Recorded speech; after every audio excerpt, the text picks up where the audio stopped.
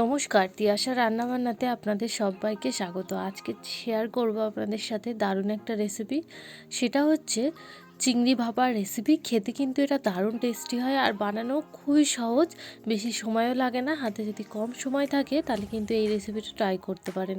তার জন্য এখানে মোট 500 গ্রাম মতন চিংড়ি মাছকে আমি ছাড়িয়ে পরিষ্কার করে নিয়েছি। তারপর এর মধ্যে দিয়ে দিলাম সর্ষে বাটা। আমি 2 চামচ কালো সর্ষে নিয়েছিলাম আর 1 চামচ সাদা সর্ষে, তো সেটাকে মিক্সিতে পেস্ট করে নিয়েছিলাম, তো সেটা দিয়ে দিলাম। তারপর এর মধ্যে দিয়ে দিলাম হচ্ছে কি তেল, বেশ খানিকটা পরিমাণে কিন্তু তেলটা দিতে হবে। আর দিয়ে দিয়েছি স্বাদ মতো নুন, হলুদ গুঁড়ো হাফ চামচ, জিরের গুঁড়ো হাফ চামচ, ধনের গুঁড়ো হাফ চামচ। সব কিছু দিয়ে কিন্তু খুব ভালো মতন করে এটাকে মিক্স করে নিতে হবে। এই মাখানোটাতেই কিন্তু একদম জাদু আছে বলতে পারেন, কারণ এই মাখানোটাই যত সুন্দর হবে খেতে কিন্তু তত টেস্টি হবে। আর কাঁচা লঙ্কাটা অবশ্যই কিন্তু আপনারা দেবেন, আপনারা আজকে যেরকম ঝাল পছন্দ করেন সেরকম অনুযায়ী কিন্তু এখানে কাঁচা লঙ্কা দিয়ে দেবে। আমি এখানে 3-4টে মতন চেরা কাঁচা লঙ্কা অ্যাড করে দিয়েছি।